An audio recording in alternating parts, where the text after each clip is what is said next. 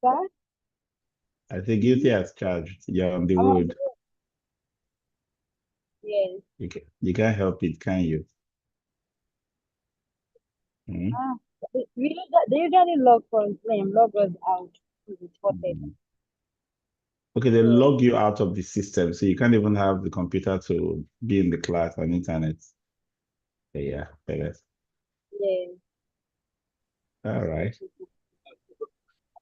Flemina, welcome. I think Thank you, sir. You flashed your video on for a second. No, not really. Good evening, sir. Good evening. Welcome. Yes, sir. Okay, so let's take your takeaways from the last class. Let me hear from at least 4 or 5 people. What have you been learning in the last class? Who's going first?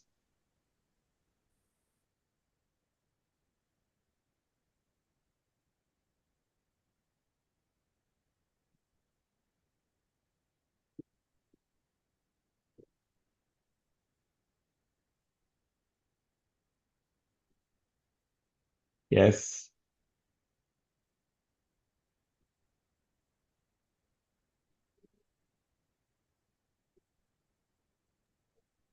Good evening, sir. Let me start.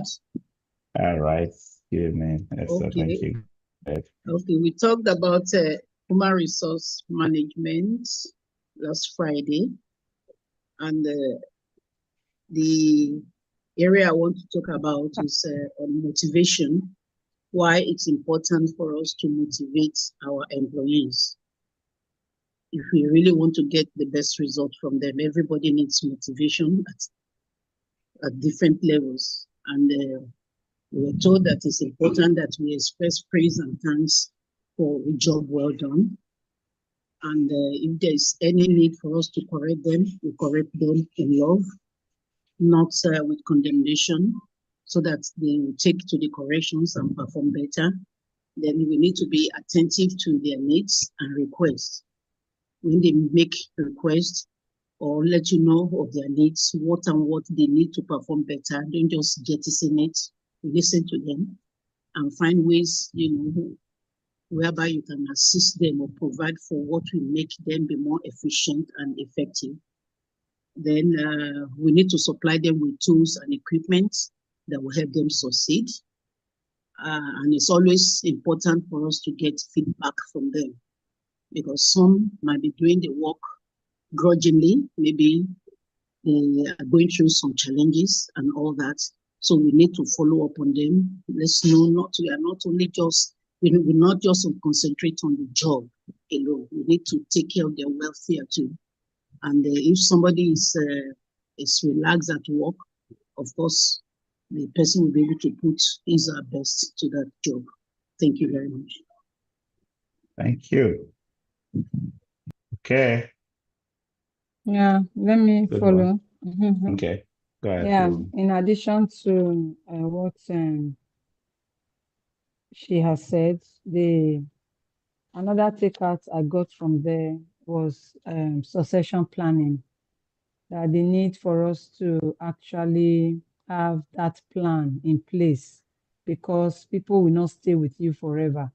So whatever talent you have, you try to see how you transfer such talent to other staff. You try to see how you share that so that people can also learn. As much as one person is there, other people can also learn that same job. In addition to that, I equally learned from that last class that appraisers are what all organizations need. They're not as, appraisers should never be used as a tool to punish staff or to be used on targeted staff. Just say, I have this target in mind. I just set appraisers so that I can sack them.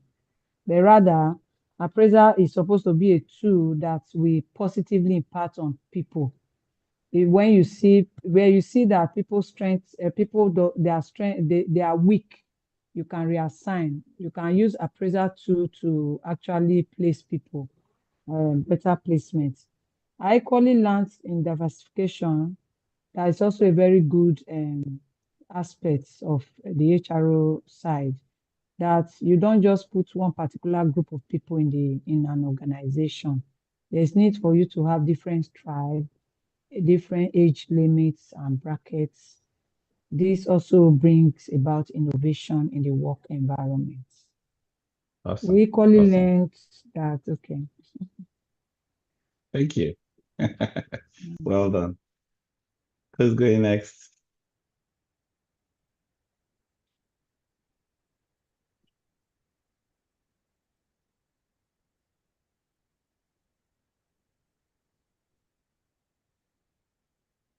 Adela, are you here?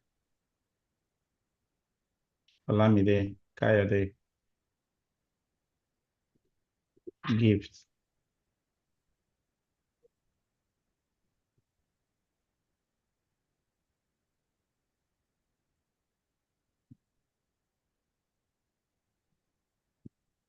Kayode, looks like you want to speak.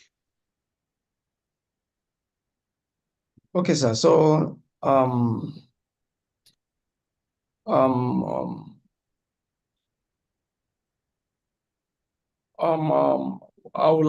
I will just say is, I learned a lot of things, but these are things I've been doing, and it's not new to me. Are you getting me? But however, it talks about SOP, which is standard operating procedure that every organization must have. Are you getting me? Which talks about the culture, the culture, the value, and it talks. And the other thing I also learn, I will just use the word learn, is the recruiting processes, how it's being started. It has to come from the facility manager. What kind of job description do you want? He has to go through to the HR, then the HR will send it out. So when they send it out, when they get people, then the people will come for the interview. Then from there, you know where they have worked, and you try to cross-examine them, then after them, before you onboard them. Then another thing it talks about, which is motivation. You know, motivation comes in, it can be formal, it can be informal. We also learn from that angle, and he also talks about, when you have a particular staff, he can travel. Maybe he got a visa and he travel. How will you be able to replace the person? So he talks about us to be able to change if you are in this, and that thing has happened to me. He said it, and it happens to me, I think, in 2023, what he said, because I have one particular staff with me.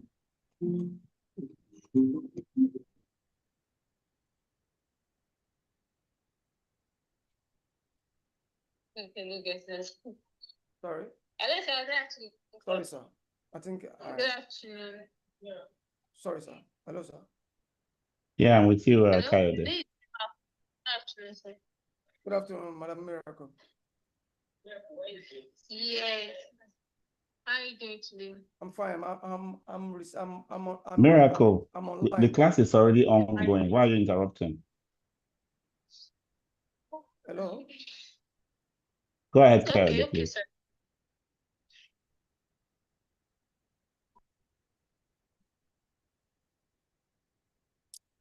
Sorry, sir. Hello. Yes, go ahead. Go ahead. Okay, sorry, sir.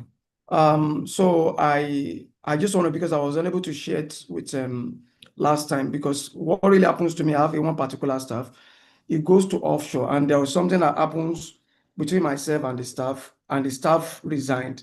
At that time, I witnessed it. So the moment I onboard people on board, I now always cross-change them. So you go this particular month, after 6 months, this one goes. So I learned when he was saying it was saying from the point of experience, because it will affect the organization. At that time, it affected me. So what he was saying there, I was gaining more in what he was saying, that we should try to have a succession plan. And he also talks about how people move, how you motivate people. You can motivate people when they come to the office. The way you spoke, your spoken words motivate people, not everything that is money. The first thing is the way how you getting me? Just check on them, how they are faring. So that he talks about that one. He talks about promotion, and he gave us, and some people talks about how they have been promoted and how they felt. So those are things I learned.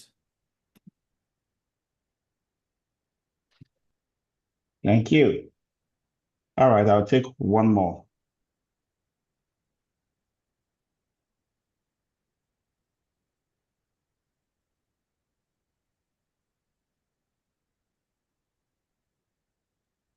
Who's going to be the last person to speak on takeaways? Thank you for those who have spoken so far. I still have Olamide Adiola who had not said anything. And Edith is here. Luasho is here. Gift and Timothy. Mary, Sorry, are you sir. still on the road? Sorry, sir. There is noise where I am. I'm still at work, actually. Okay. Sorry. Okay. I'm here, sir. Okay, let's hear from you then. Okay, sir. From the last class about human resource management, I learned about when an HR is recruiting that the first thing, they already have the information they need from a CV, and that the perfect HR does not need the whole time before they decide that this is who we are giving this job to. That's an HR that a professional HR will not find it difficult to select the right candidate. I also learned that being an HR, the HR must put the interest of the staff in mind, like beyond the profits making of the organization. They should also put the well-being of the HR in mind, that these are the things that motivate staff to want to give a lot, to want to give back to the company, that is beyond the monthly take home alone, that there is a lot the HR also put in place to motivate the staff to do more for the organization. That's what I mean, sir. Okay. All right. So before I start my lesson today, I want to just put a little bit of a best practice caution. The reason we put that course, human resources, in our training is not to teach you what HR people do, it's to teach you your own HR responsibilities. Many FMs think that HR hires for them, and as such, they abdicate the responsibility of hiring. How does the FM hire? The FM describes the job description from the point of view of the customer's requirements. The FM knows the kind of person that can do the job, so he writes the person specification or role specification. He describes the kind of person he's looking for. HR people are just administrators. They take your requirements and go to the market. They get shortlists and bring them to you. And during the interviews, you sit in that interview to select your candidates. If you are still practicing a system where HR writes job description, publishes it because you just give them one title, help me look for facility manager, and that's all you did, then you are failing in your HR responsibility. When it comes to staff doing the job, going through appraisal, it is not HR. HR will schedule appraisal and give you a template to use for your appraisal. In fact, the template should not even be purely HR. You should have your own inputs into the templates for appraisals, because you know what the key performance indicators of every staff should be based on the key performance indicators set for your department by your organization. So if you're still doing appraisal as someone else's job, my job is not appraisal, my job is not performance management, then you are failing your responsibility. Up to the question of whether somebody should be promoted, retained, fired from the organization, the call is still on you. That's why we call you the hiring manager. HRO is the administrator of the hiring process, the administrator of the performance appraisals, the administrator of training and gaps, knowledge gaps analysis. But the person who comes up with what my team needs to learn, the training requirements of my team members, is you, the manager of that team. Are we clear with this? Is this something that you can relate with?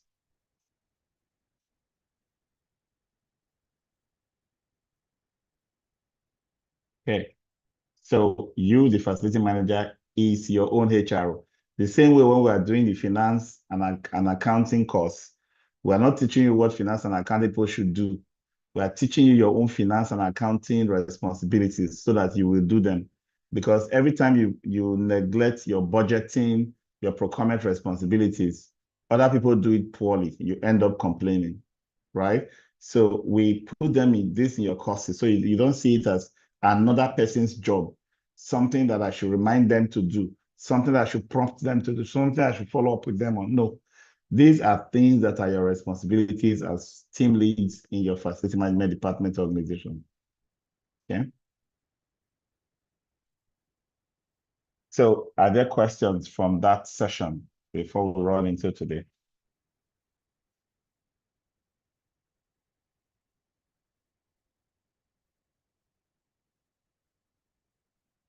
Questions, please.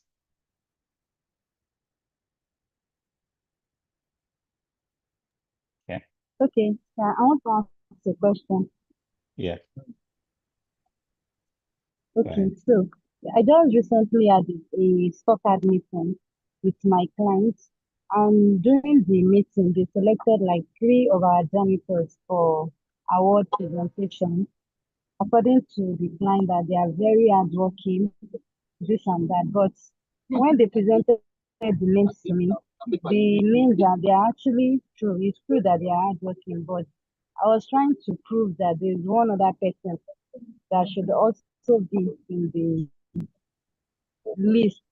But they're like, no, they don't see what that one is doing, that is not doing anything. That these are the ones they are seeing.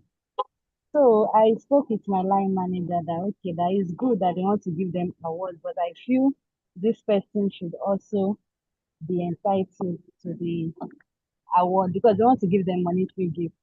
So my line manager was like, no, that I don't have any say. That if my client says these are the people doing it, then those are the people doing it. So this, I'm just trying to relate myself with this topic now, that how well can I defend that?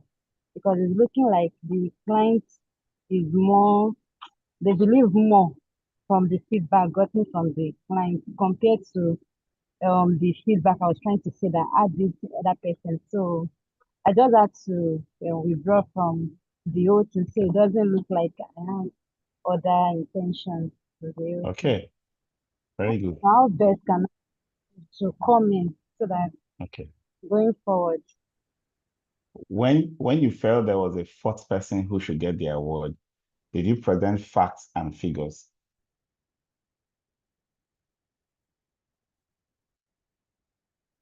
See? When they first mentioned the names, I did not present the fact because I just mentioned that, oh, I feel this one. Then they said why. I said it's Very also good. very hard work.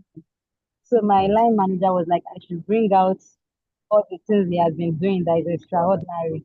Mhm. Because, Then you got stuck, isn't it?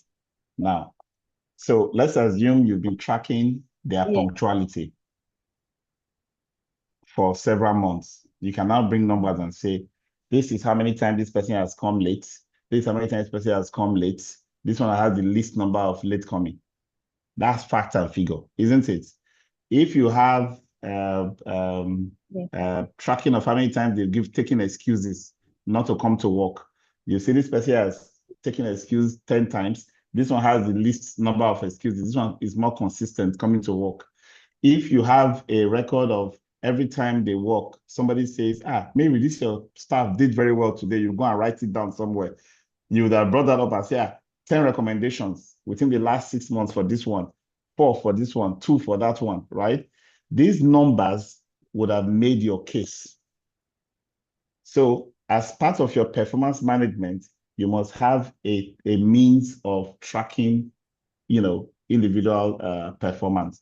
So you must have these items that you are tracking and recording for each person, so that it's not going to be I feel next time. Okay. All right. Okay, so let's get into today. Thank you so much for that. We're looking at quality management. Let me share my screen. Oh, I'm sharing my screen already. Do you see my screen?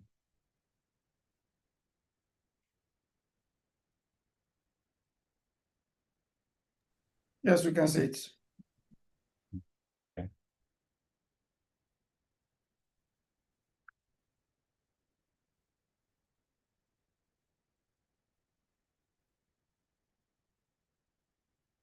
So we're just going to look at quality from the standpoint of a service provider. If you are providing services, we provide facility management services. There are cleaning services. There are maintenance services. There are operation support services. There are consulting services we provide as FMs, including training services. When you provide these services, quality is not the same as when you provide a product. If this is a product, people can feel it, they can use it, they can, rough handle it and see how rugged, they can see how long it lasts, they can see how easy it is to break. That is tangible because there are measurements related to a tangible product. But when it comes to service quality, we are not talking about an intangible. It becomes more of subjective consideration. I feel like this person is better, right? What we are trying to do with this class is move you away from any form of subjective assessment of quality, because our services are intangible and as such prone to perceptional or personal biases when we are being rated. You are going to come out of this course today being able to understand the psychology of customers, the dependence on their evaluation or their assessment for our quality rating. You should be able to now create tangible or objective metrics, key performance indicators, service level agreements, items that can be measurable, that you can count and measure and record, so you can feel quality. If you can do that and you can convey this way of measuring quality to the customer, then you have achieved all that you require to achieve in this lesson. Because at the end of the day, it is still the customer, the end user, that determines the quality of service you are rendering. And so we're going to break all of them down in this session. So it's a very interesting session. It is not a session that anybody should miss when you are in this program. Okay. Let's start with. Sorry, sir. I wanted to. Sorry, I'm snapping in. What was dropped today was customer and stakeholders communication. Yes, there was a Yeah, we're swap because talking I about. will be available on the next class. I'm supposed to teach this one next or Friday, one of those 2 days, but I'm traveling. I don't want to be on the airport when your class is starting. I might have to skip your class. So we had a swap with the facilitator. So when I she just want dropped to get that. today's class reminder, she put this topic there. Did you check the one she dropped today? We just check that now. Okay. All right. So FM quality is the process of confirming customer expectations, establishing performance standards and metrics based on those expectations, measuring the degree to which current products and services meet the standards and metrics, and identifying and implementing improvements to satisfy the standards and metrics. So point is, if I take a look at your facility today, if it's a new facility built with high-grade materials and very aesthetically pleasing and very calm and comforting and very suiting to my to me in terms of ambient temperature, if it's convenient, the toilets are close by, water is available, and I'm just enjoying myself, I'll say this is a very high quality facility management services, right? Now, but you see, that quality might have been imposed or brought about by the design and delivery or construction. It might not have been FM quality, right?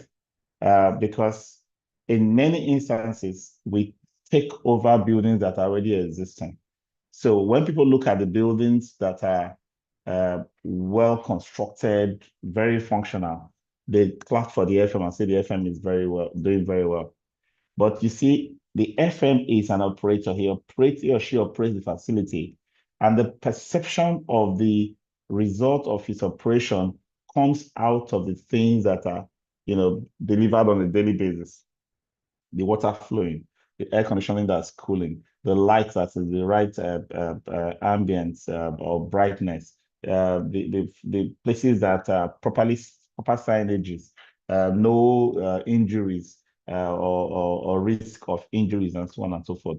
And FM can begin to, show his value or her value when you are providing these services beyond delivery or construction. So if a building is 10 years or 15 years old and I'm the one managing it, by that time it's easy to tell whether, if I was a bad facility manager, I could have run it down or degraded it. If I was a good facility manager, I could maintain it on a very highly improved and high quality appearance and feel and comfort and all of that, right? So everything still becomes perceptive.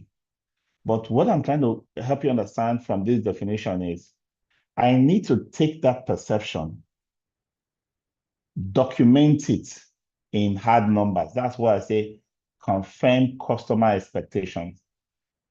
What does the customer expect? What does the customer want? If I hear it, they sound intangible. But can I convert that into tangible numbers and figures using performance standards and metrics? That's exactly what FM does. My job is to understand what the customer is saying and then go on to establish standards and metrics based on those expectations. Somebody says, I need electricity in my office. I'm a doctor. I do operations in my OR, my operating room, and I need electricity in my OR. If a facility manager hears that, but he can decide to, I know what it means to put electricity in the doctor's OR. I just go and put on the generator, I pass my neighbor and power the place up, right? After all, you put electricity there, that's what the doctor asks, right? But it is my job to first understand it by asking multiple questions. To understand it by asking multiple questions so that I can confirm his or her expectations. So this your OR, what do you do there? You perform operations. Okay. The equipment, how long does it run for in a day? Are there times when power can be off? Are there times when power cannot be off? You note that. What are the times? Numbers. What are the equipment you have in place? What are the energy or power rating of each of those equipment when they are on? You write and you note that. Numbers. The equipment you have, what are the ranges of the various power parameters that they can accommodate? Voltage, current, energy, power, whatever it is that your equipment put out as operating parameters. I note the ranges. Numbers. If there's an outage, God forbid there's an outage, What is the tolerance level? How many minutes can you hold before power comes back? Numbers. What am I doing with those numbers? I'm trying to understand and confirm customer expectations. Once I know those, I will now establish performance standards and metrics based on those expectations. So what are performance standards and metrics?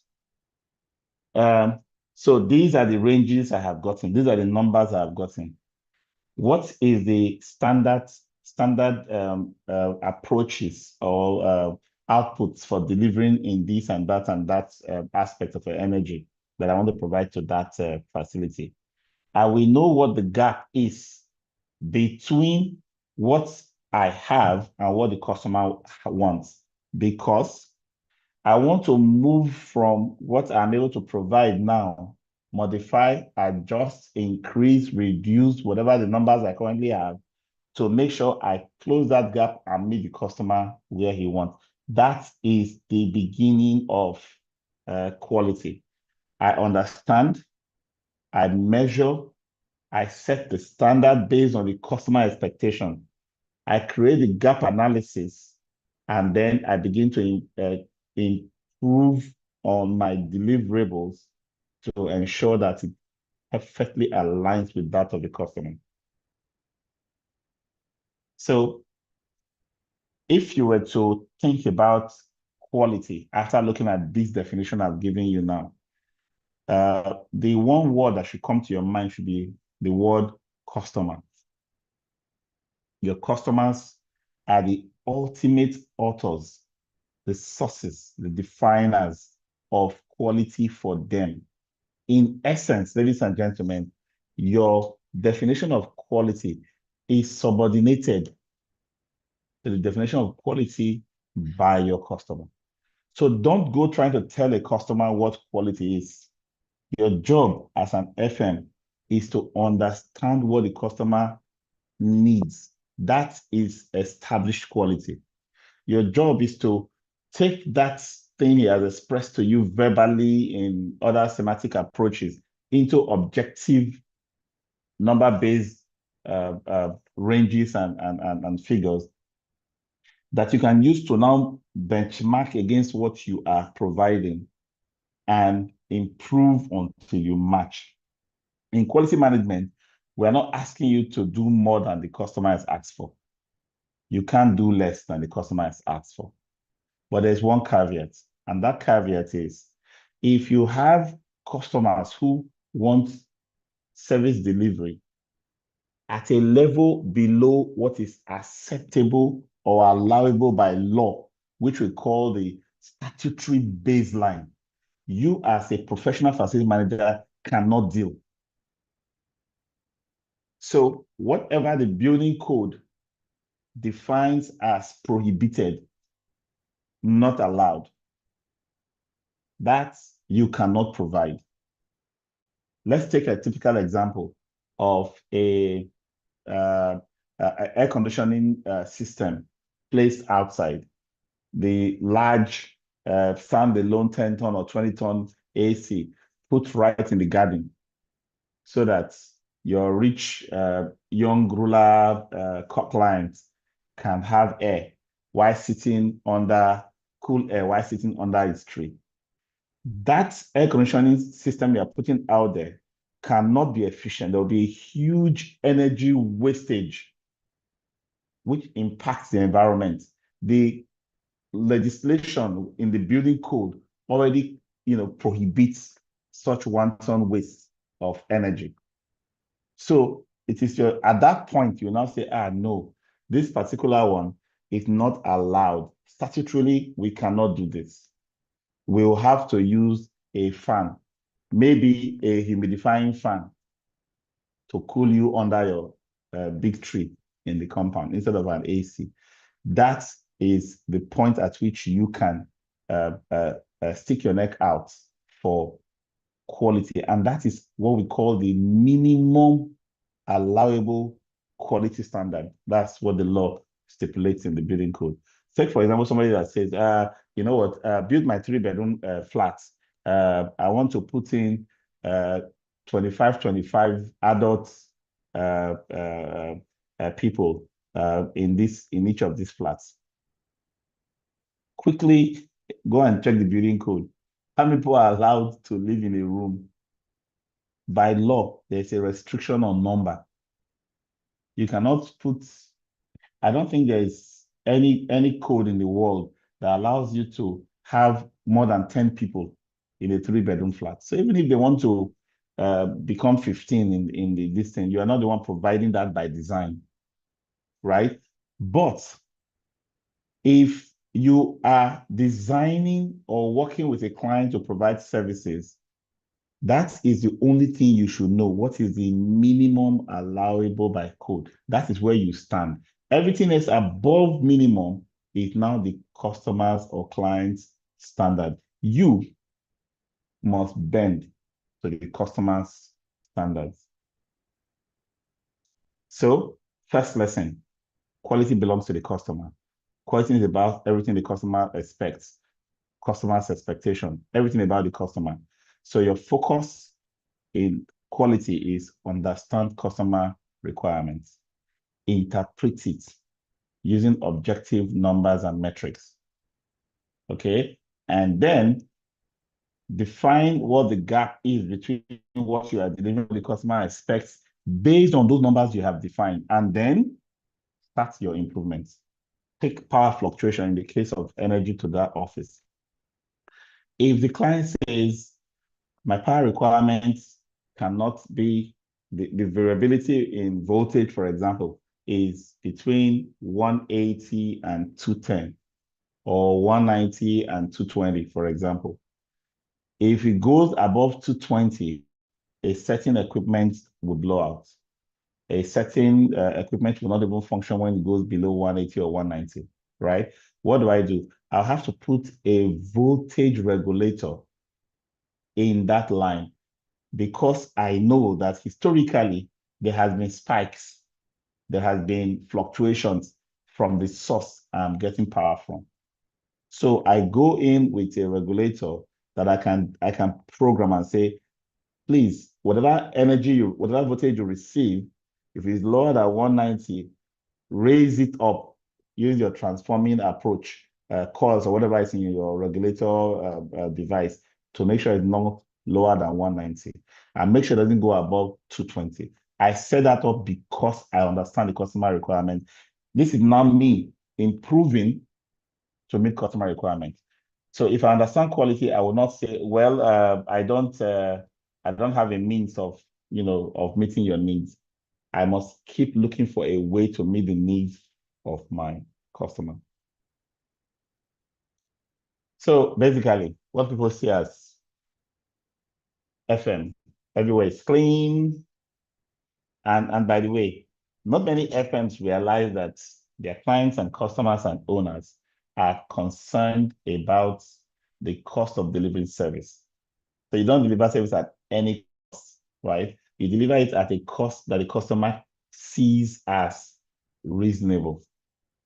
Okay? So if you define what you want to do, and this is the cost, and say this is the only way to do it, then you are not delivering quality.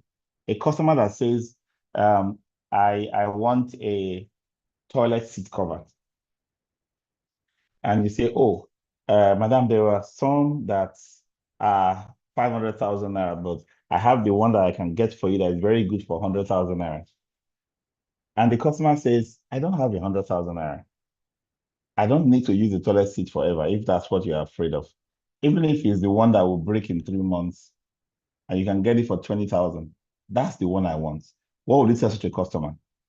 Some FMs will say, these people, they like cheap things. They are this, they don't know quality. Please refrain from that kind of thinking. You have explained durability differences. By the way, the 20,000 naira toilet seat cover, it's not banned by law. It's acceptable. Your only concern is that it will create more work replacing it every 3 months. But the customer is paying for your time and does not even want to have a toilet seat cover for more than 3 months. So what has that become? That has become that customer's quality standard. Your job as an FM is to let that sink in. It doesn't mean that that customer's quality standard will not change later, but now this is the customer standard. You document it, get the customer to confirm it. Yeah, that's what he wants or what she wants.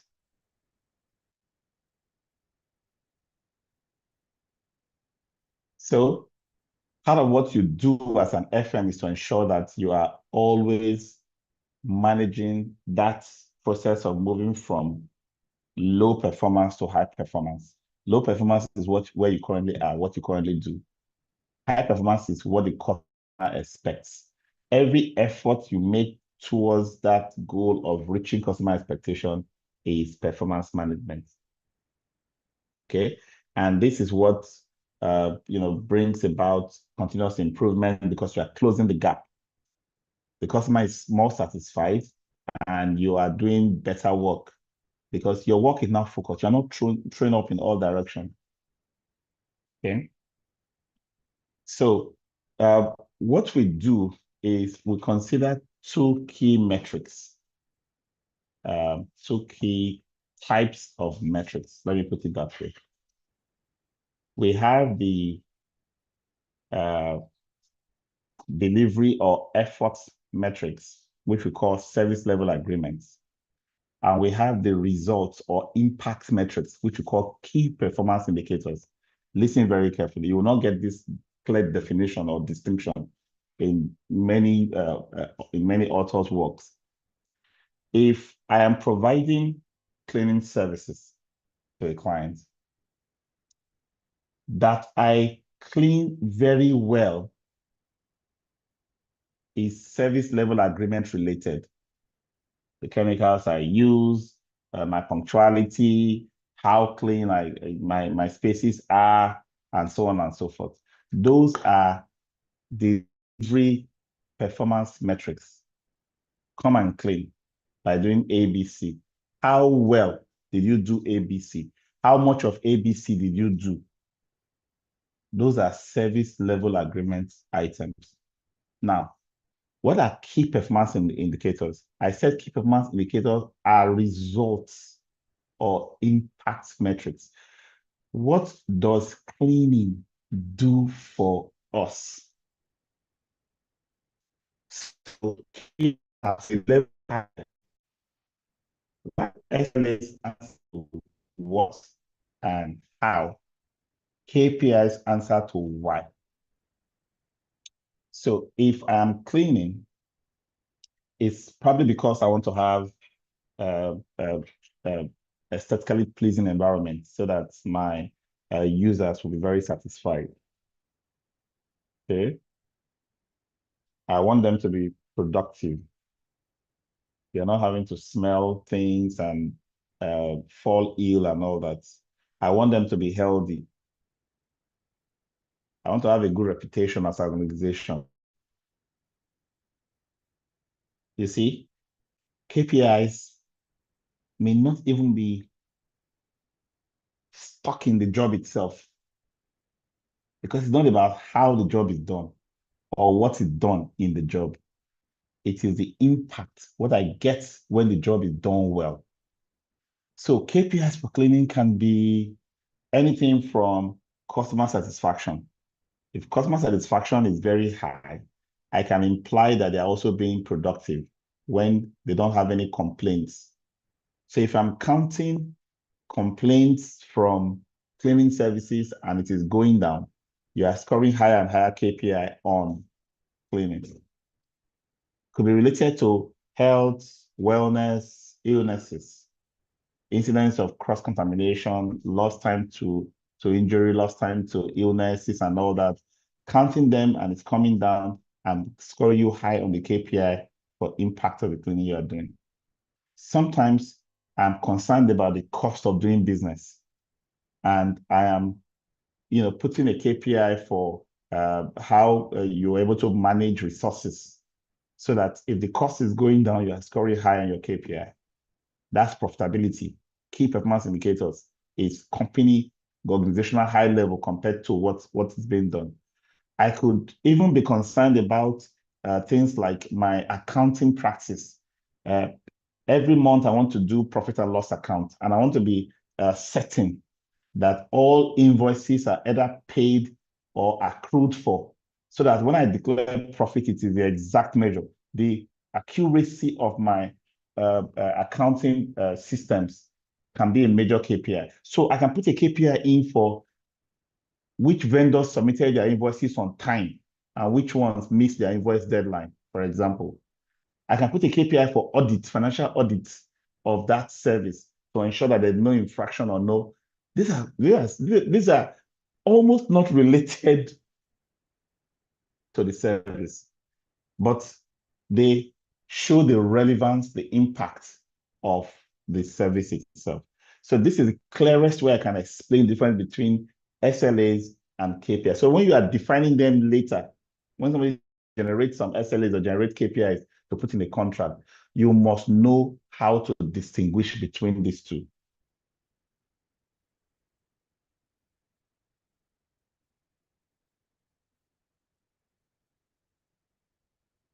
And why are we talking about quality now?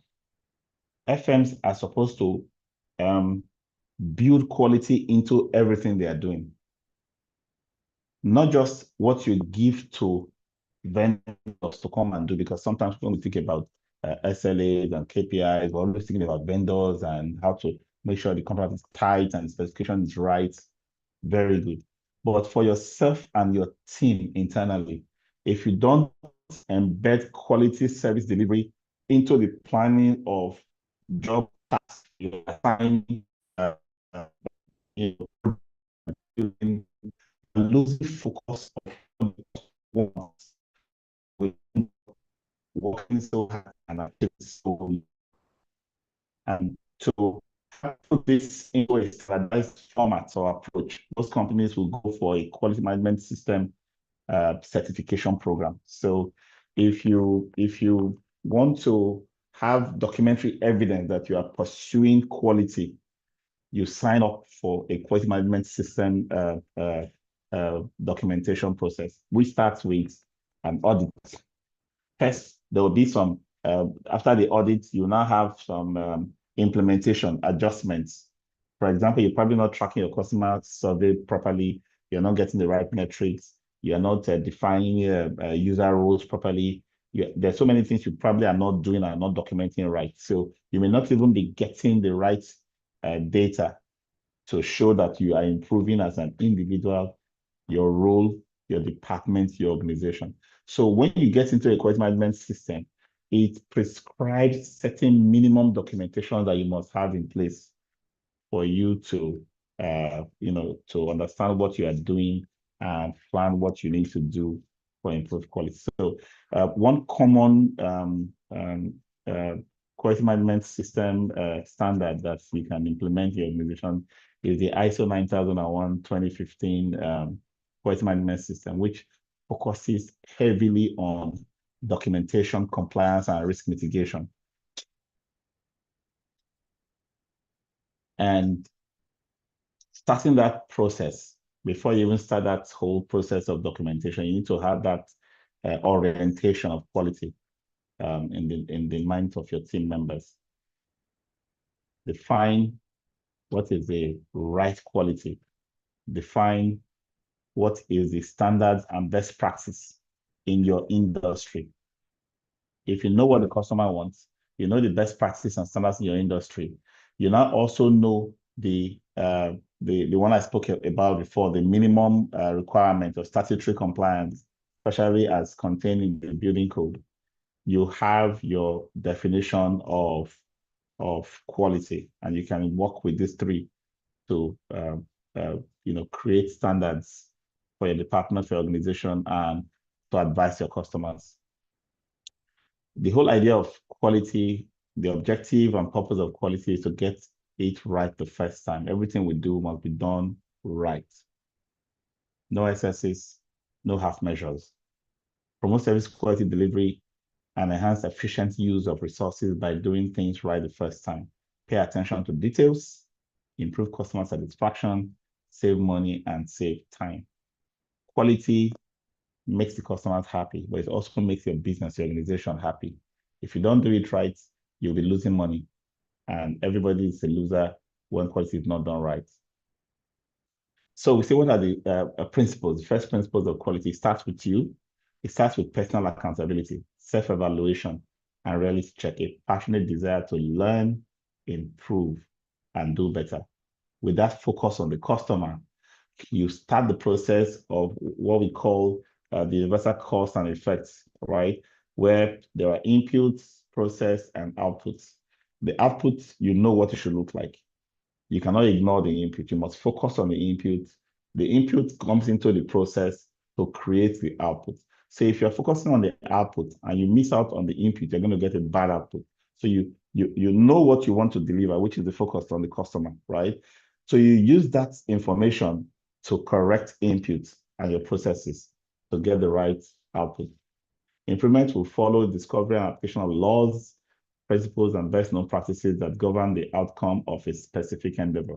They say insanity is doing something the same way repeatedly and expecting a different outcome. If you apply the right adjustment to your inputs, you will get the outcome you desire. If you leave your input constant and you keep hoping or wishing for another a different kind of outcome, that is insanity. Okay. So improvement is the result of painstaking preparation, documented goals and procedures, measured performance, and persistent learning.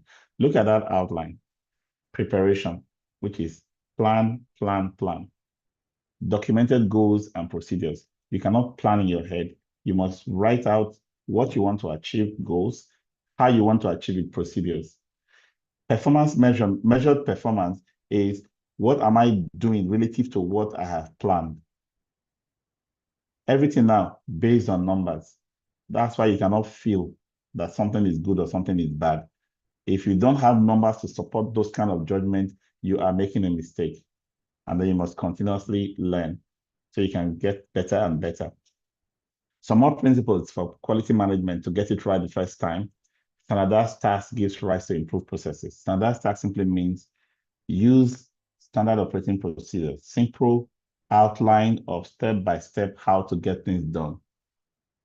I keep hearing people say, oh, I need somebody to give me a template for SOP. I need standard operating procedures.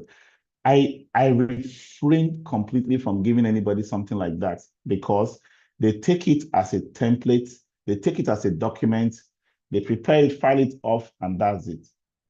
The only way it can be sensible or useful for your organization is if you created it. And the only way to create it is to first ask yourself, how do we do the things that I want to standardize? You must write it down. This is how we do it. When they want to go and service AC now, and they will just go, they will just carry a bucket, they will just use some cloths to clean it. The whole place will be messed up. They may not even dry it so well. Describe it. This is how it's done now. So how should it be improved? That should be done better. What is the standard approach for servicing AC? I will now write it down. So we can change this to this. We can remove this from our process, add this. Our process is, missing this point. Let's add it. I'll create a refined one, working with the team who are actually doing the task. If you just go and pick up a book somewhere of SOPs and you bring it in like a textbook, it will end up like a textbook. People will not use it. Okay? So to improve the performance of an activity, any activity whatsoever, increase the frequency of feedback to those engaged in the activity. The more frequent the feedback you give, the better the result. Don't wait until it's really, really bad, like you're setting a trap for people. If their thinking is not straight at the beginning, that thinking is going to lead to a flawed, because the thinking pattern is an input. You see them saying, okay, you just do this, and you just do this, you just, and you're not seeing anybody writing down anything. You're not seeing them reviewing what they are discussing. Stop, guys. Can you please bring out your notepad? Can you please outline what you just said? Can you please look at it again? I am correcting the process, starting with the inputs. If I didn't give that feedback and I wait for them to finish all what they are doing to the end and they end up with a rubbish result, they will still tell me, oh, sorry, we didn't think about that. I could have given them feedback so that their thinking can be straight, but I didn't. So don't be afraid to give feedback. Forget that crap about micromanaging. Don't allow people make mistakes too deeply because you don't want to micromanage them. No, no, no, it's not acceptable. Especially when it's a customer's service. You're trying to deliver a service to a customer. You now lead to a very embarrassing situation because you want to massage your staff's ego by not micromanaging them. If you've seen that the process has started poorly, stop to fix the problem, and then they will do the rest right. That's not micromanagement. That is getting quality right the first time. Thomas Monson said, when performance is measured, performance improves. When performance is measured and reported, the rate of improvement accelerates. What is it trying to say here? If you are working so hard and you don't have anything you are reporting on, problem. All your effort is in vain. So any job that not requires you to write reports is killing your career and killing your mind. If you don't want to write reports, create reports. Ask yourself, what am I really doing? What are the impacts I'm delivering? How can I measure how I'm performing? Start creating your own reports so that you can measure. Last week, how many complaints they bring to me? Complaints were many. How can I bring those complaints down this week? This is me measuring. Because I'm measuring and writing down, I can improve myself. Now, if I now measure, write down, and someone else takes a look at it, reports, what's going to happen? The person is able to see a pattern in my performance. Ask some questions. Give me some directives, corrections. What's going to happen to my performance? Skyrockets. So please make sure you have things you are measuring. Let me add one more point. When what you are measuring is a static number without any direction for trending, that measurement is useless. Take a typical example. At the end of the week, I used 4,000 liters of diesel. I write 4,000 liters there. Next week, I used 3,000. I wrote 3,000 there. The week next, I wrote 5,000 there. Now, there is nothing to trend. Diesel is used according to how, the need. Power goes off, I put on diesel. That item is not a valuable report. It's not. That I can only use if I have a metric tied to it. So take hours from versus liters consumed, or kilowatt hours produced versus liters consumed while producing it, or number of building users versus diesel consumed or cost of diesel consumed. Those kind of numbers gives me what we call a metric. Metrics are actually ratios, they are performance ratios that help you determine whether you are within a standard benchmark, you are going off grid or off range, or you are still on course. In essence, you must have numbers that either should be trending upward, should be trending downwards, or staying within a mean. Those are the things that are worthy of reports. Because if something should stay within a mean, let's say the temperature I'm recording from my generator, it stays within this range and this range. And so within those two ranges, I expect the temperature to be staying inside that range. Every time I record it, it's within those range, thumbs up, I'm doing well.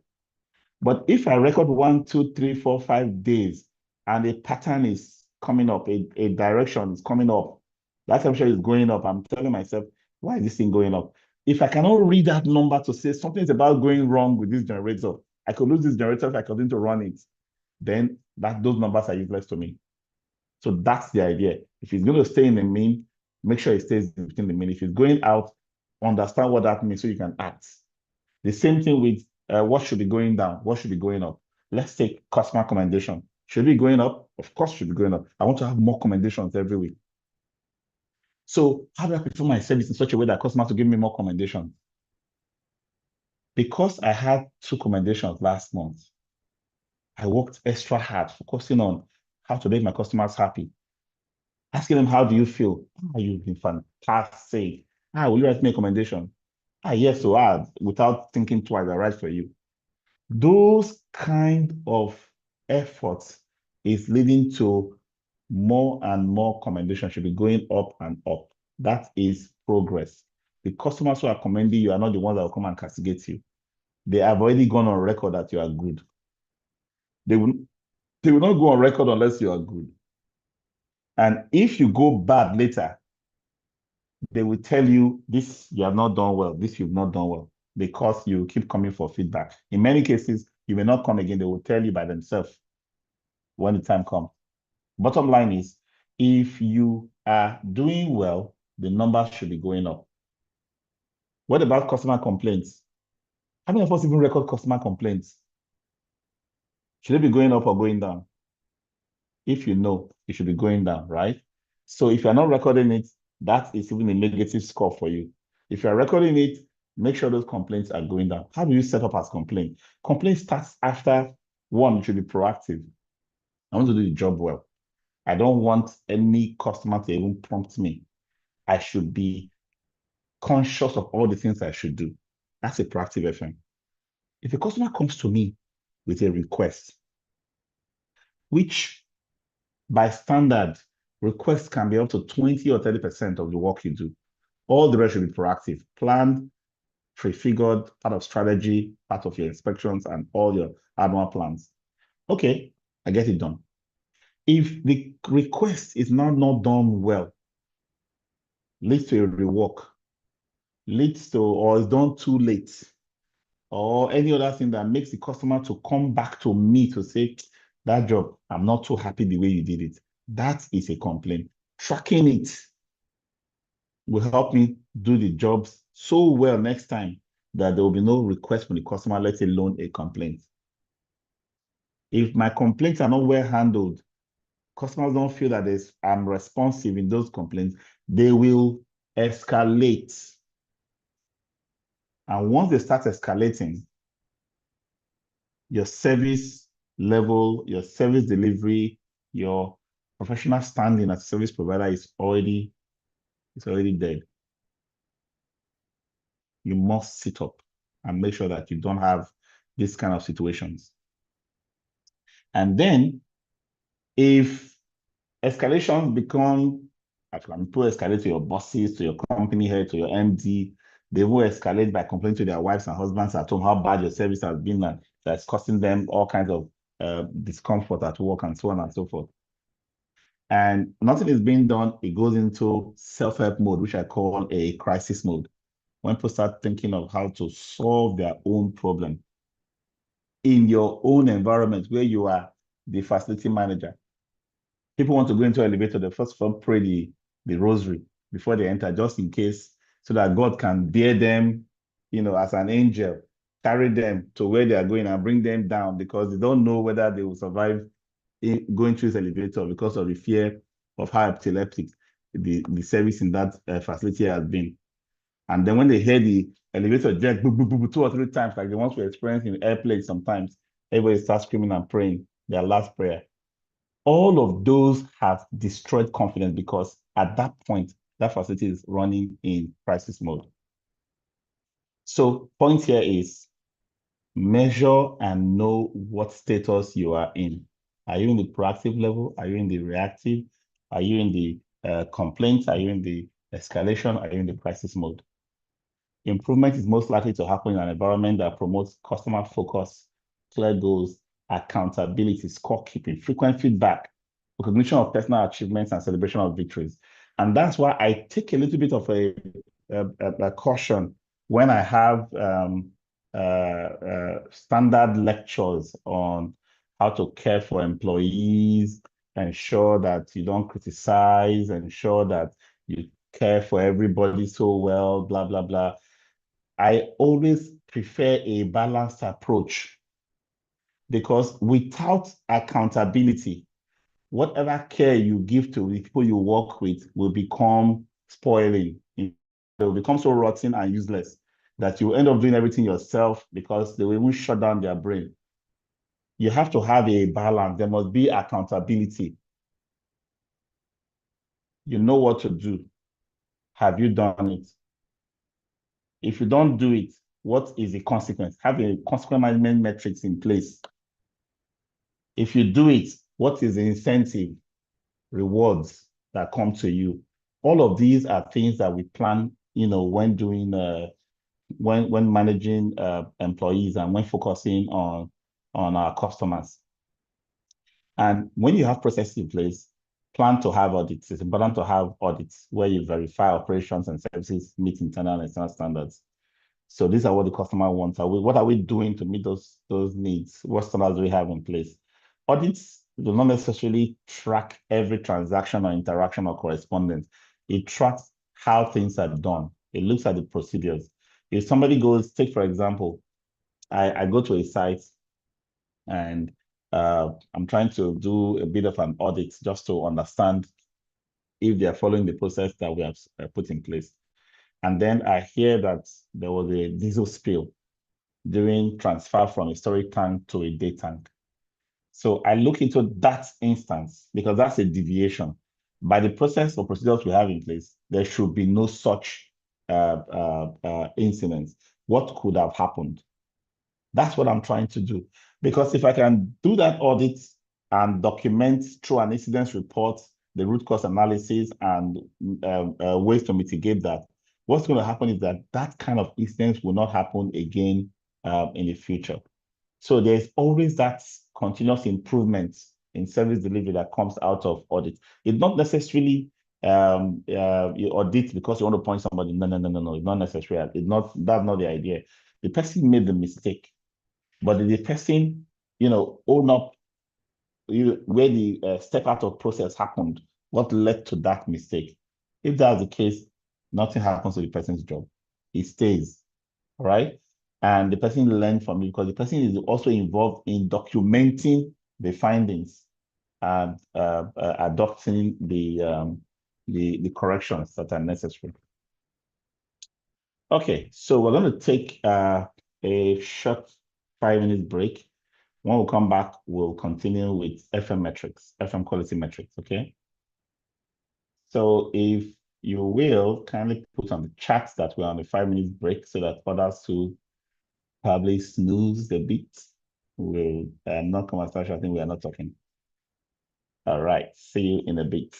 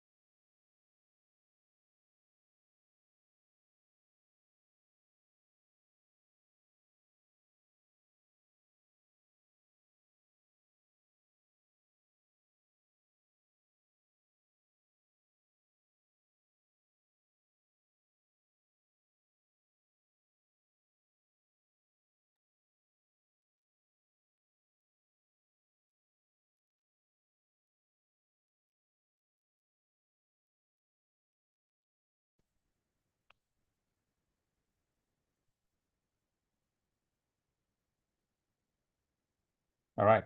Welcome back. I hope you still hear me.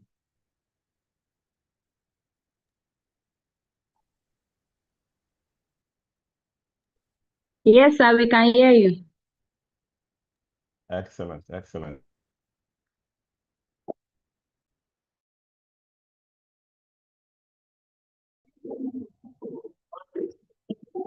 Yeah, we are here. All right.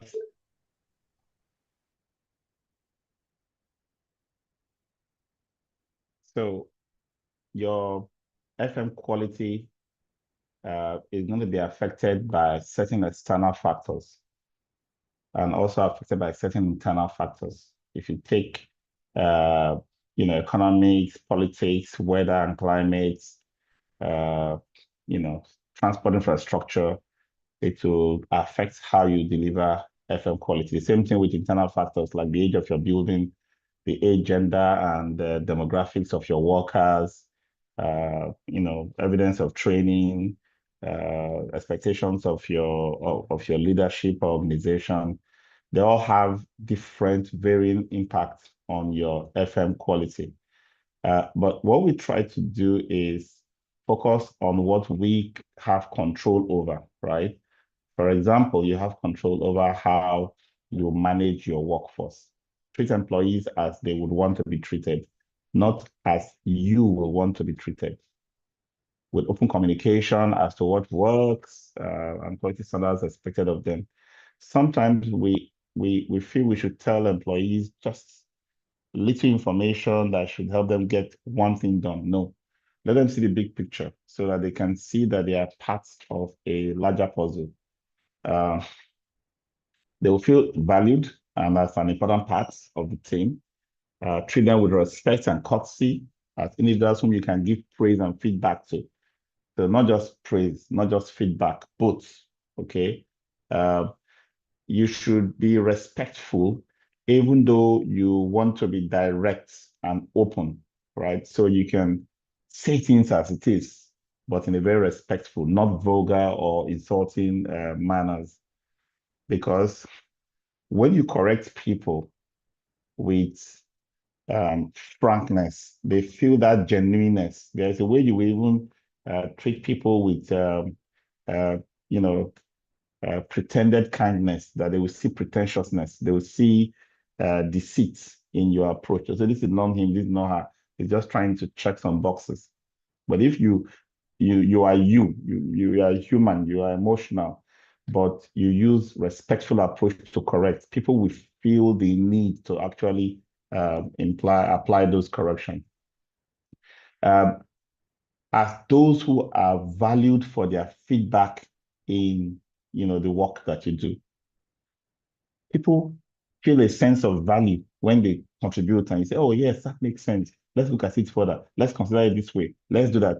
It shows that you give them credence by giving them a living wage, by giving them the tools and resources that they need to get the job done. Treat them in such a manner that you are willing to learn from them and adopt their ideas for improvement, are those who are capable of improving themselves and capable of job promotion in all ways and at all times as human beings and not merely as means to an end. Everybody you work with are humans. They are family people. They deserve that, that respect, that recognition. And you'll get a lot of benefits if you treat people right. We are in an industry where uh, we have shop floor people who are the face of our operations, and yet they are the down the society. Cleaners, technicians, mechanics, handymen, messengers, they are the face of our services.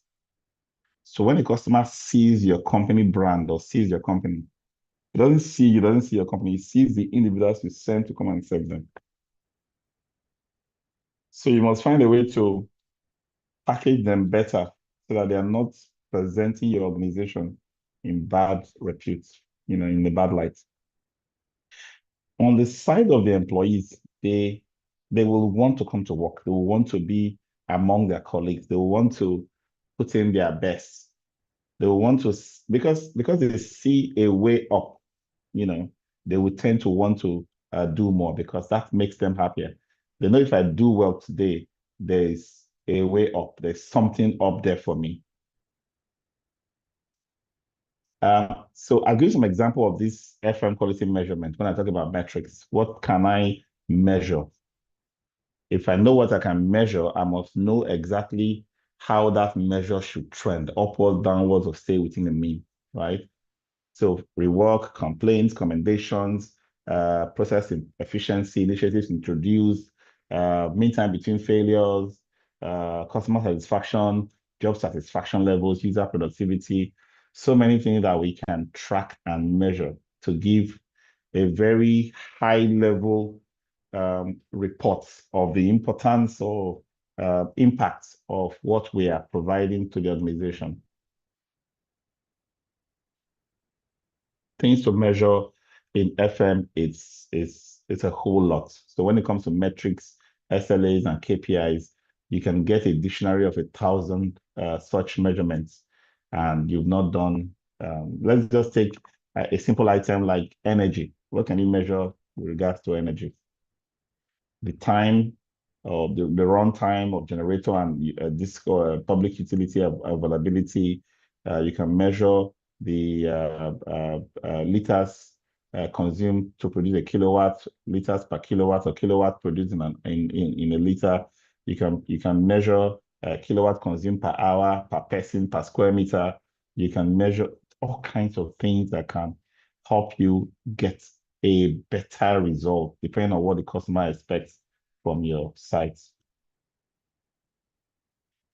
One thing you can also do to improve quality is to understand what others are doing right. Sometimes this is where we tend to have a bit of a challenge here, where we don't have publicly available data to compare how I'm doing. I'm working in a hospital, and I want to know how the next facility manager in the next hospital is doing. Everything is like a secret, right? It's very difficult to have that publicly available information. So the best approach for benchmarking in our kind of environment is to network within the industry. Let us be part of the national association, for example, and know ourselves so that we can call up and as friendly colleagues, get information to do benchmarking. You want to find a best-in-class facility. You want to analyze your own performance and compare the two. That's the whole idea of benchmarking. Don't compare yourself with somebody who's not doing well. Let that person who is not doing well look for you to ask your data so you can improve. You look for somebody who is doing better than you to compare your data with that person. Okay? That's the whole idea. And then training is a very key aspects of quality improvement. You must be able to train your team by understanding what work do you need to deliver for the customer? What is your team member who is doing that work able to do? What is the gap between what he's able to do and what the customer expects? And that's what should form the training metrics or training topics that you want to implement. All right, so we're talking about measure, right? And so we're going to wrap up by looking at statistical tools. What are some of the, and I'm very basic here. I know how it is when we want to, everybody wants to deploy software, everybody wants to go digital and do some sophisticated stuff. But there are some very basic things that we have learned from secondary school that we can deploy now to start, recording. If you have documents you've been using for work orders, you'll be packing certain information there. You can pick information from there, put them in the spreadsheet, and create certain analysis, like frequency, taking a certain range and how often that range manifests for different things. Let's take if you're concerned that you have too much old people doing a certain task and you want to see the applicants in the past. Is it that I'm having old people apply or I'm selecting old people. What is the issue? Let me use age range to see how the age range of people who are applying for a certain role. I can use a frequency histogram like this. I can pick up complaints as they are coming, categorize them, and just use a tally mechanism to tally how the complaints come, what category it falls under, so that by the end of the week or end of the month, I can see, okay, the pattern of how complaints come. I can map this to days of the week, number of people in the facility, or different kind of things. I can do a root cause analysis where I put a major event and then what caused it and what caused those causes. I could do a flow chart to analyze how I currently do things and ask myself, what can I improve? Can I take this off? Can I do this better? Can I do this a different way? I could use a Pareto chart. Pareto chart helps me to analyze frequency, that same frequency that I saw in a histogram. If the items are now very large and I want to compute them to see the ones that have the highest issues, the highest impact, I can use a Pareto chart. There are just quite a few tools. It doesn't matter which one you want. The whole idea is find a way to make sense out of data. Cause and effect diagram, something happened, what could be the cause, what could be the cause of those causes. It's another way of putting the root cause analysis. And the scatter diagram is a way to find correlation between two sets of data. When people complain about very dirty corridors, how often do they have those high number of complaints about cleaning? Does it correlate with dry days? Could it be dust? Does it correlate with wet days? Could it be mud? And so on and so forth, And then, of course, talk about control charts where you expect things to stay within a certain range as you are recording them, put them in control chart to see whether it goes out when it's about to go out and so on and so forth. It's very important to just have a sense of how to read data, because most of the problem we have, apart from the fact that we don't gather enough data, is that we also don't know how to analyze data. I've talked about key performance indicators when I was, talking about at the beginning, quality and how to measure quality.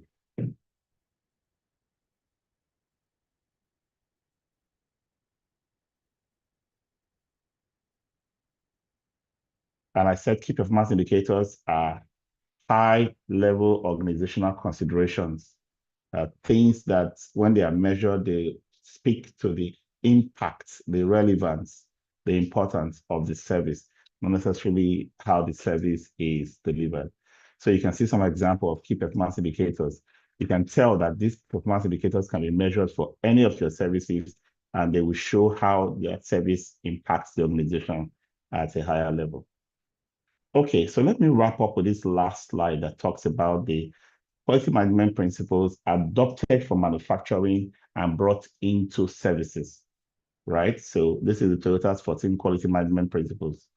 The first one says, base your management decision on a long-term philosophy, even at the expense of short-term financial goals. Basically, avoid shortcuts. Number two, create continuous process flow to bring problems to the surface, which means avoid disjointed activities. In essence, map how things are being done right now. Number three, use pull systems to avoid overproduction. Simply means deliver to meet customer requirements. What this is saying is, do not do anything until you understand what the customer wants. Pure and simple. Don't assume what the customer wants and go and try to impress the customer. No. Please spend your time understanding what the customer wants, documenting it, and confirming from the customer that this is what they actually want.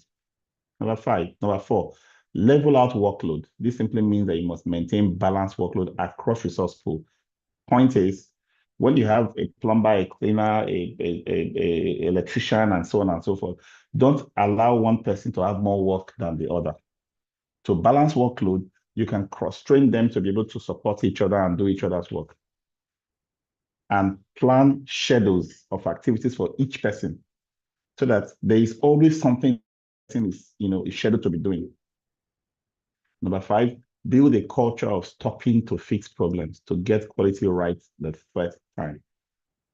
Stopping to fix problems to get quality right the first time, which means don't let people continue persist in an error, in a fault.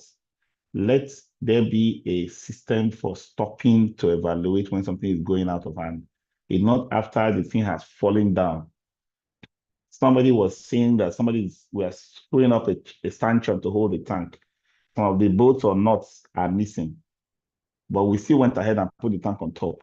We still went ahead and filled water into the tank, expecting a miracle. The bolts and nuts are missing. Stop work.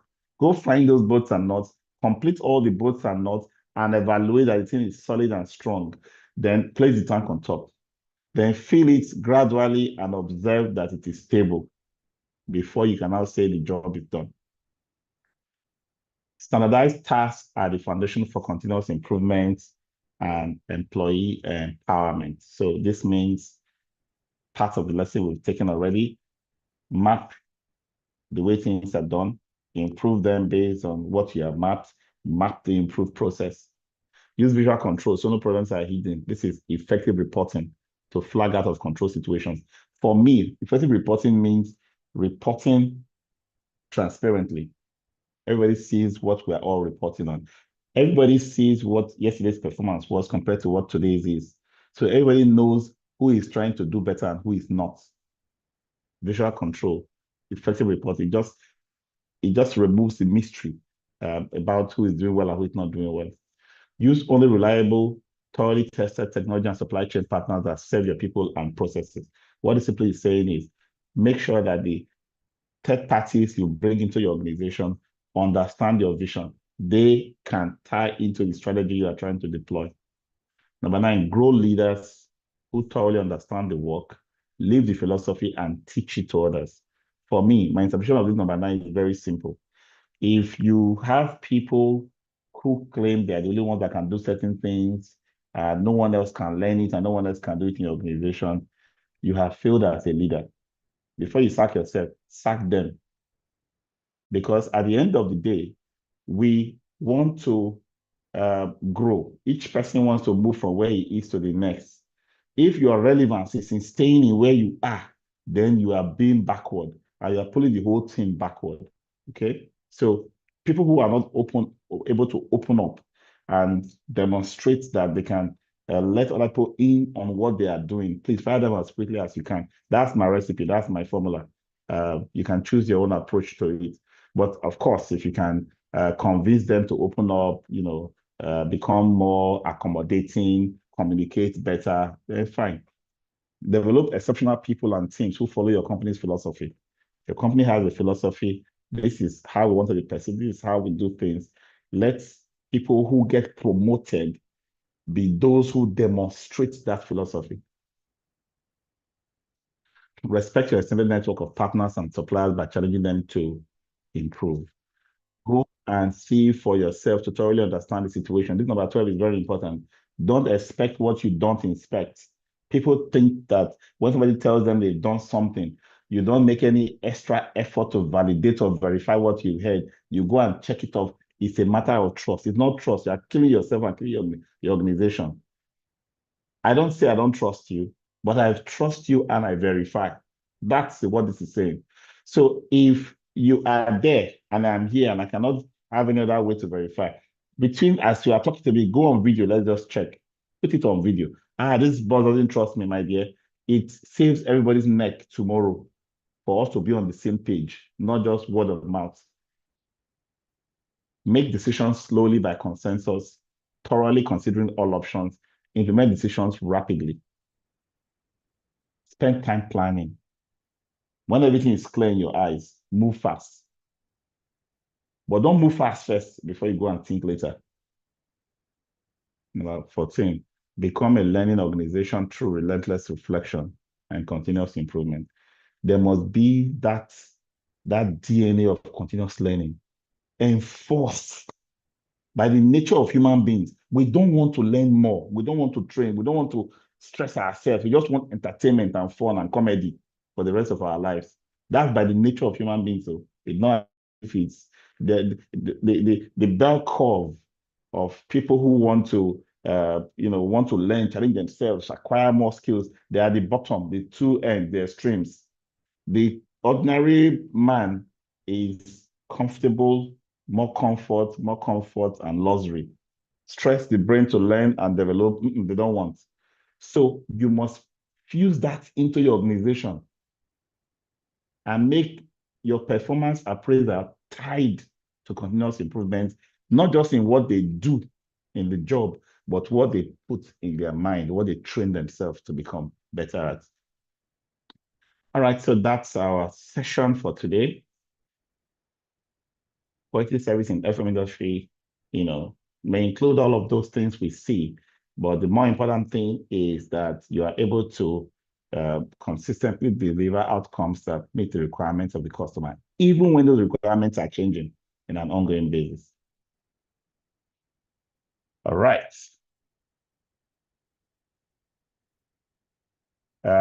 Let's come on screen and have a conversation.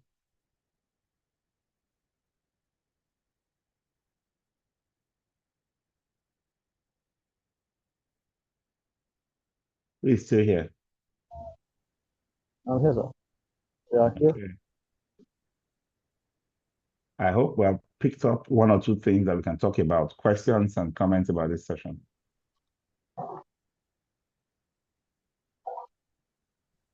Thank you very much, sir. You're welcome, Kevin.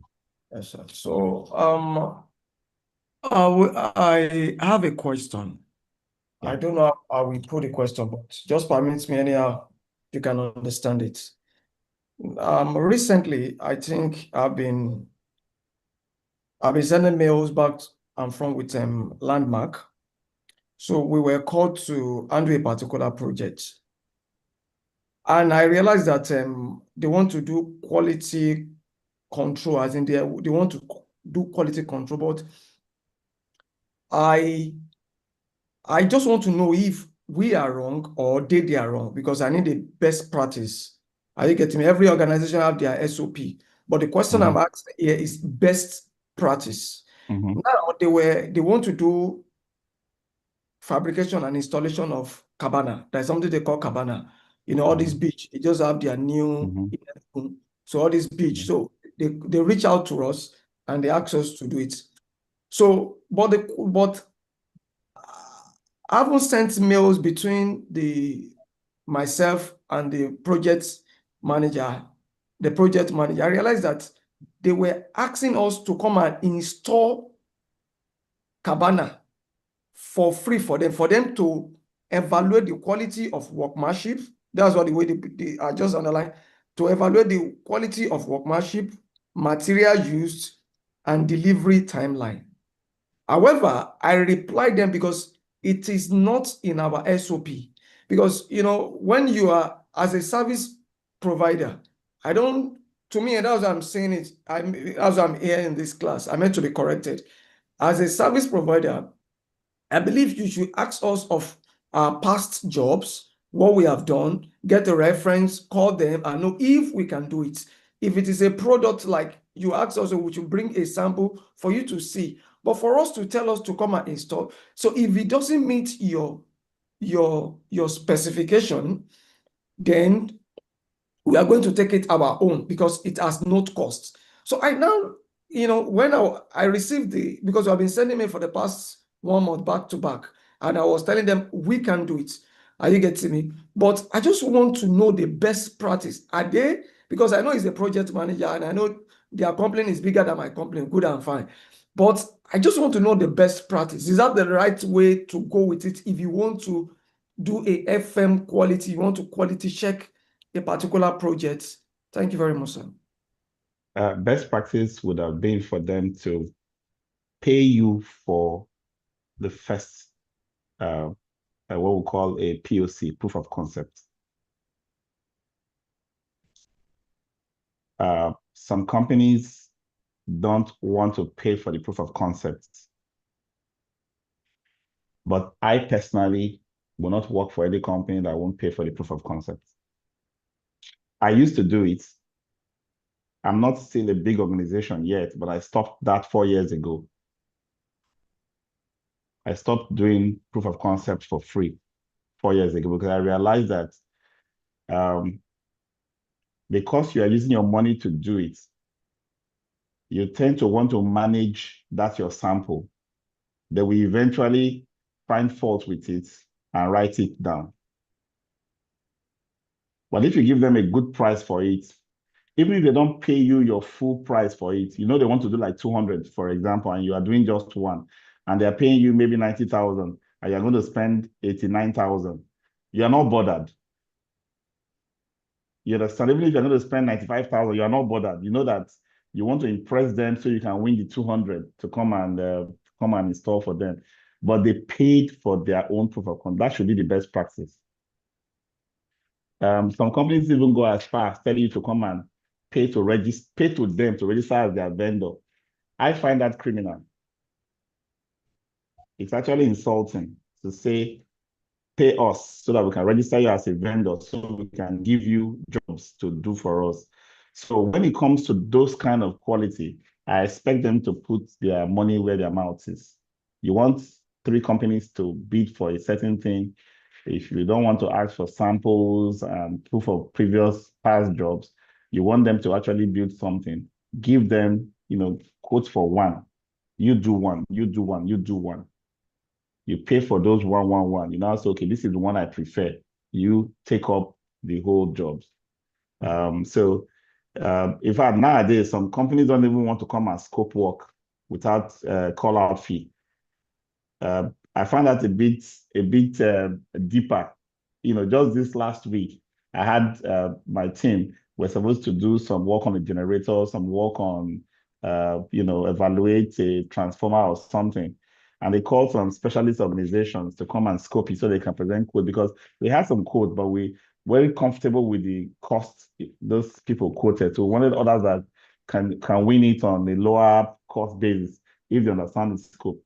And they wrote back that they want so and so amount paid to them first before they will come and scope the job and submit a quotation.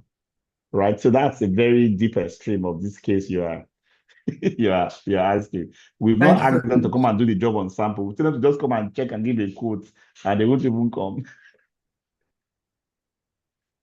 Thank you very much, sir. I really enjoy because what you said is because I was just looking at how will it happen, a whole big complaint like that. But thank you, sir. I really appreciate it, sir. Okay. You're welcome. All right, questions, guys. Nobody wants to come on screen, Abby. You guys are going to sleep. Sir, a quick one. Yeah, go ahead. Okay. So I want to know what are those KPI and those metrics that can be used to measure the performance of a facility manager, and also you should also throw more light on that SLA and key performance metric. Although I came late, that's the reason I'm asking. Watch this video. Yeah, no, I'm not going to repeat the class again. Watch the video. It was very explicit. Okay. Once the class ends, click on the video and watch it. Okay. I took my time and I spent about 15 minutes just dwelling on that so that I can sink in. I know that that's one area that most FMs struggle with. Okay. All right. All right. Thank you, guys. See you again. I don't know when I'm teaching again, but thank you for attending today's class and have a good rest of the week. Bye-bye. Thank you, sir. Hello, Thanks for the sir. lesson.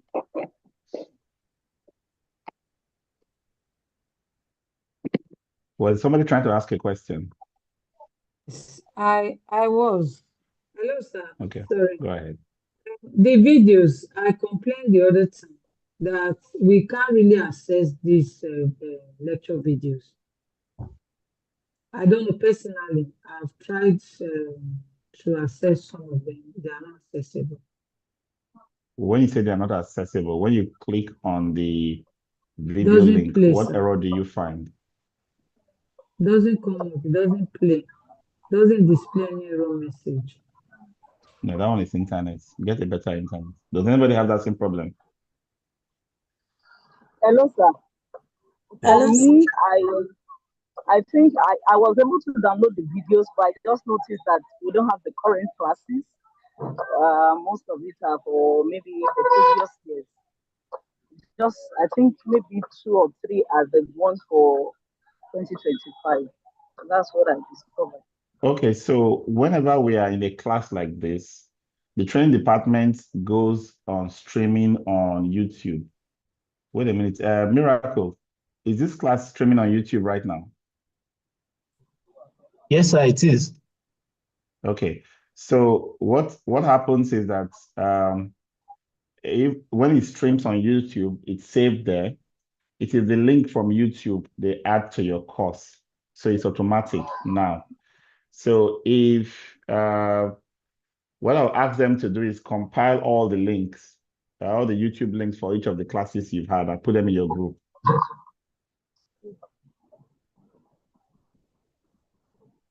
Okay. Is that okay? Okay, thank you, sir. Yeah. That would be fine. Thank you, sir. All right, perfect. All right, thank you guys.